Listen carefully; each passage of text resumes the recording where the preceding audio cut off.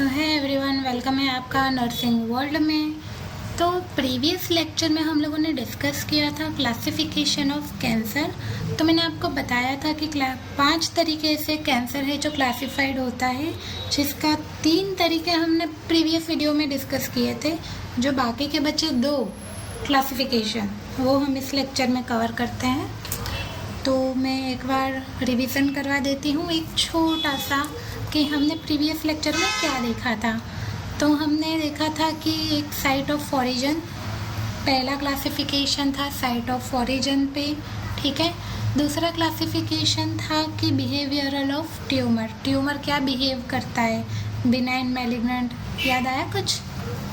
और तीसरा क्लासिफिकेशन है टिश्यू टाइप्स के, ठीक है। हमारे बॉडी में अलग अलग टिश्यू होते हैं, तो कौन से टिश्यू पे जो कैंसर होता है तो उसको अलग ही नाम देते हैं, ठीक है। तो हम कैंसर को ऐसे भी क्लासिफिकेशन में डाल देते हैं। तो अभी आ रहा है चौथा क्लासिफिकेशन जो हम आज डिस्कस करने वाले हैं और बहुत ही इम्पॉर्टेंट है, क्लासिफिकेशन बाय स्टेज। इसे TNM क्लासिफिकेशन भी कहते हैं, ठीक है। तो चलिए देखते हैं TNM क्लासिफिकेशन। तो cancer are also classified individually according to their stage. Cancer को हम कैसे क्लासिफिकेशन करते हैं कि मतलब कोई पर्सन है जिसको कि कैंसर हुआ है तो उसका स्टेज क्या है, हम उस अकॉर्डिंग उसे क्लासिफाइड करते हैं, ठीक है।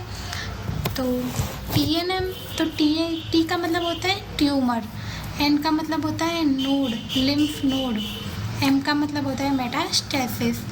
अब ये मेटास्टेसिस वर्ड फिर से रिपीट हुआ है तो आपको इसका मतलब अब तक तो याद रह ही जाना चाहिए।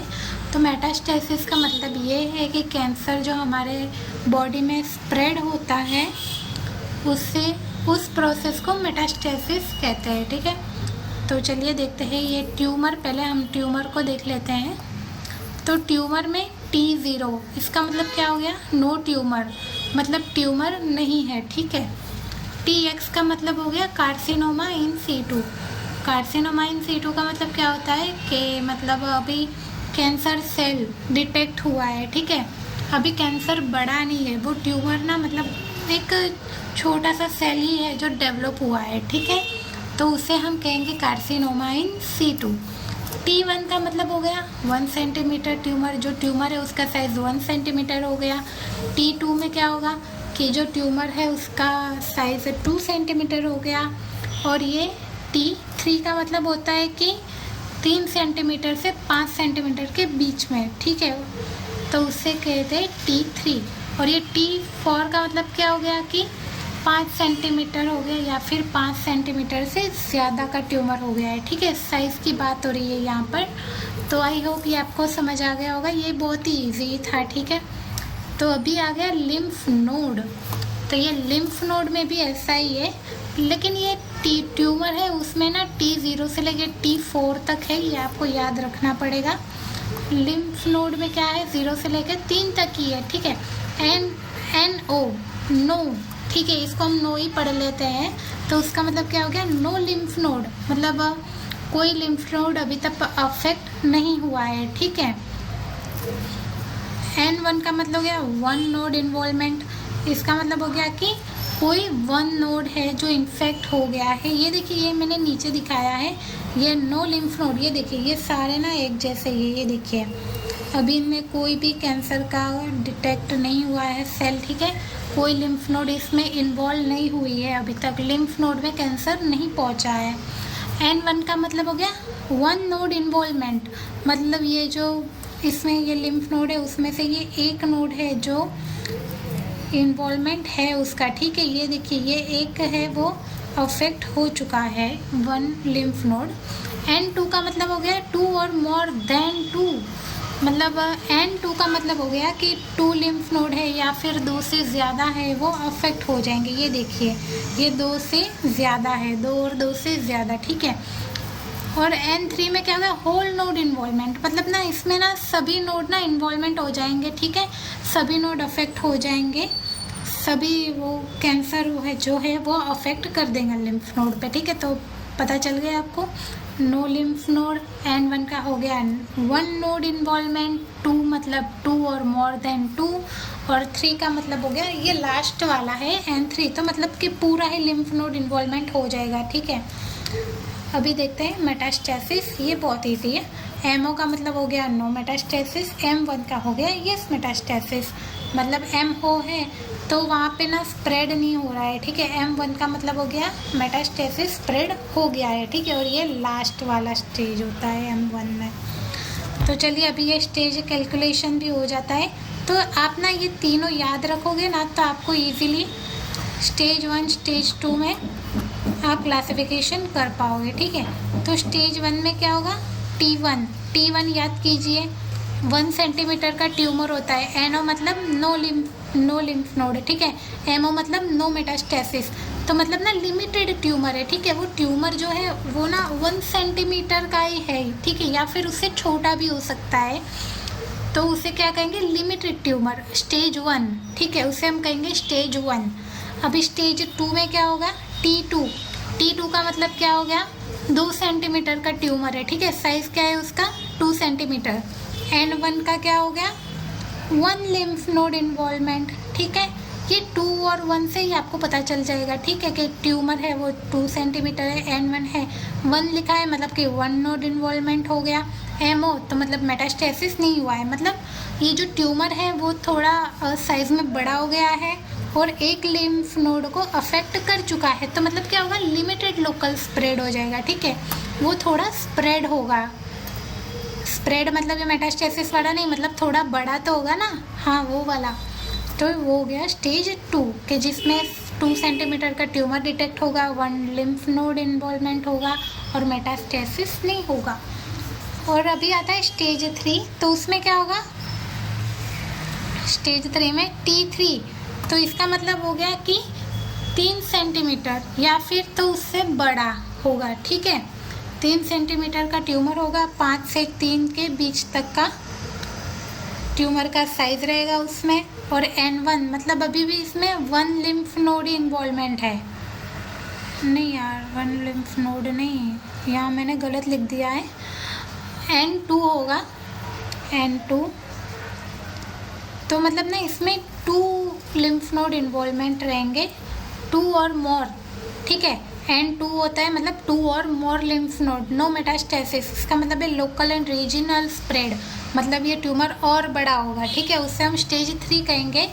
और ये देखिए स्टेज 4, इसमें ना तो सभी मतलब लास्ट स्टेज में ये T4 लास्ट है, N3 लास्ट है, M1 भी मेटास्टेसिस भी हो गया है, मतलब कि भाई स्टेज 4 तक आ गया है कैंसर, जिसमें ना पूरे बॉडी में स्प्रेड हो गया है। ठीक है, तो चलिए आपको आई होप आप सबको समझ में आया होगा।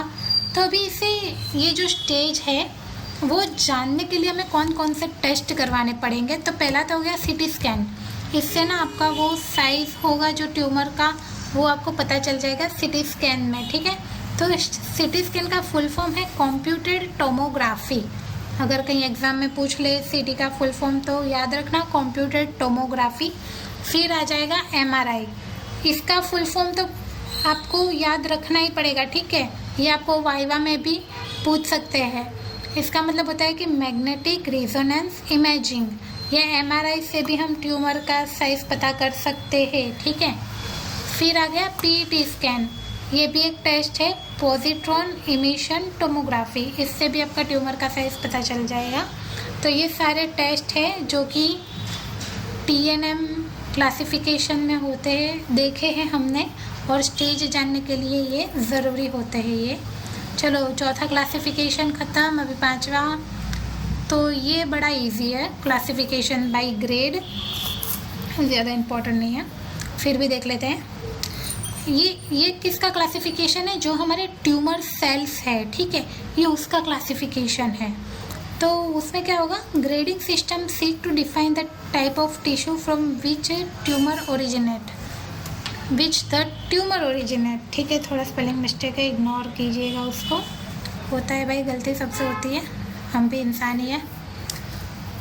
तो इसमें क्या कहा है भाई ने, इसमें हम टिश्यू का टाइप जो है वो डिफाइन करेंगे और कौन सा ट्यूमर है उसका जो बिहेव है ट्यूमर सेल्स ठीक है, वो हमें इसमें पता चल जाएगा। ठीक है, तो कौन कौन से टेस्ट होते हैं ये ग्रेड जानने के लिए ना, ये 2 टेस्ट होते हैं, साइटोलॉजी और बायोप्सी। बायोप्सी तो आपको सबको पता ही होगा।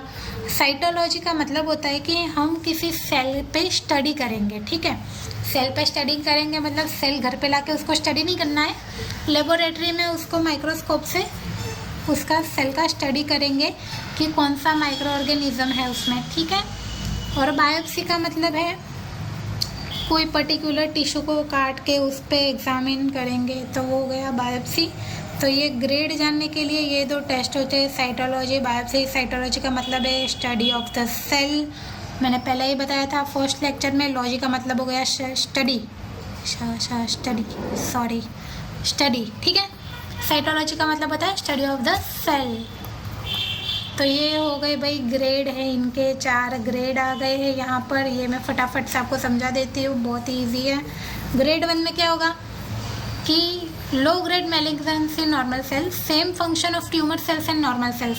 मतलब ये ना ट्यूमर सेल नॉर्मल सेल दोनों अलग तो होंगे लेकिन दोनों के फंक्शन एक ही होंगे, एक जैसे ही होंगे, दोनों सेल एक जैसे ही दिखते होंगे। ठीक है, इनमें से ना डिफरेंस करना थोड़ा मुश्किल हो जाएगा हमारे लिए।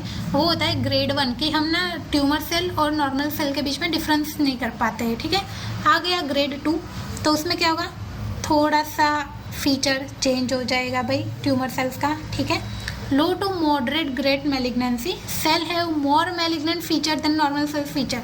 मतलब जो वो कैंसर सेल से ट्यूमर सेल है वो थोड़े मैलिग्नेंट फीचर लेके आएंगे इसमें नॉर्मल सेल के फीचर के मुकाबले। ठीक है, तो मैलिग्नेंट सेल, मैलिग्नेंट यानी तो याद है ना, मैलिग्नेंट यानी कि जो स्प्रेड होता है, थोड़ा नहीं बहुत ज़्यादा, लेकिन ये ग्रेड 2 है इसलिए थोड़ा बोल रही हूँ। तो उसमें क्या है कि ट्यूमर सेल्स है वो थोड़े मैलिग्नेंट फीचर ले लेंगे। ठीक है, मतलब वो स्प्रेड होंगे थोड़ा थोड़ा, जो 1-2 नॉर्मल सेल्स को अफेक्ट करेंगे। वो नॉर्मल सेल पे क्या करेंगे, मुकाबला करेंगे। ठीक है भाई, हिंदी वर्ड भी मेरे को याद नहीं आ रहा है, गुजराती है ना, प्रॉब्लम बहुत होती है। तो भाई वो जो मैलिग्नेंट ट्यूमर सेल है वो नॉर्मल सेल पे अटैक करेंगे, बोलेंगे भाई तुम भी हमारे जैसा हो जाओ। फिर आ जाएगा ग्रेड 3। पहले ये देखिए, ग्रेड 1 में ना मैलिग्नेंसी नॉर्मल होता है। ठीक है, उसमें कुछ ज़्यादा स्प्रेड नहीं होता है।